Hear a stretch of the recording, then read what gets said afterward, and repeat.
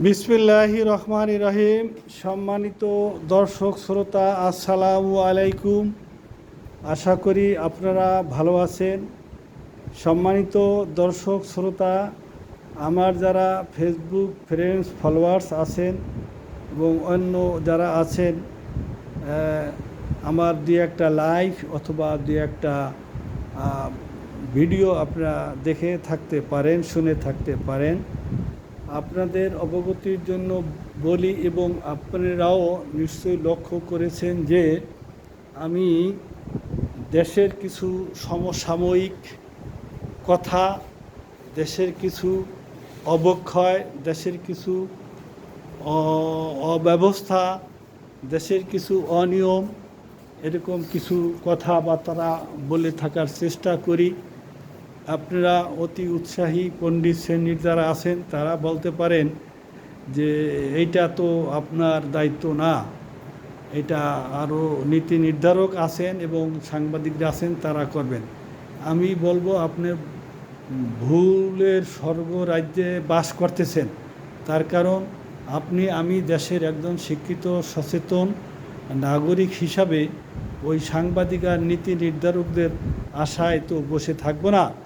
আমার ব্যক্তিগতভাবে আমি এরকম কোনো সেলিব্রিটি না যে সাংবাদিকরা আমার সাক্ষাৎকার নেবে এবং দেশের সরকার আমার কাছে মতামত চাবে। আমাকে নিজ দায়িত্বে মতামত দিতে হবে। আপনাদের মনে রাখতে হবে যে একজন সুনাগরিকের বৈশিষ্ট্য হলো যে সে স্বাধীনভাবে মতামত প্রকাশ করার অধিকার। তো দেশ বিনির্মাণে ভূমিকা রাখার প্রয়োজন সকলেরই।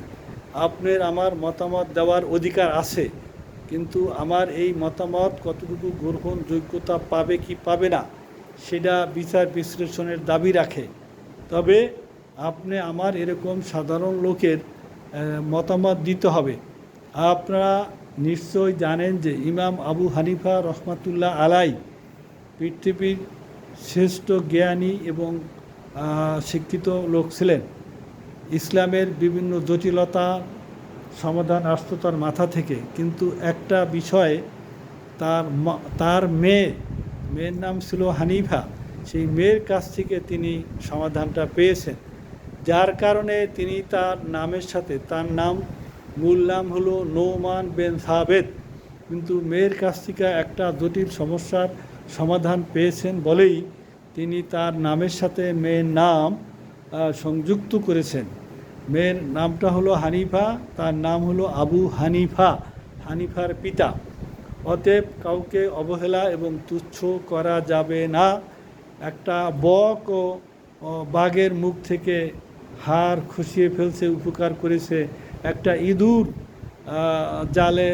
জাল কেটে একটা বাঘ এবং সিংহকে শিকারীর জাল থেকে উদ্ধার করেছে। এমনি ইতিহাস অনেক আছে। আমাকে একেবারেই সাধারণ লোক মনে কেন করবেন? আমরা তো লেখাপড়া জানি, শিক্ষিত সচেতন লোক, আমাদের মুখ থেকে কিছু কথা আসতেই পারে। তো আমি মূল কথায় চলে যাচ্ছি যে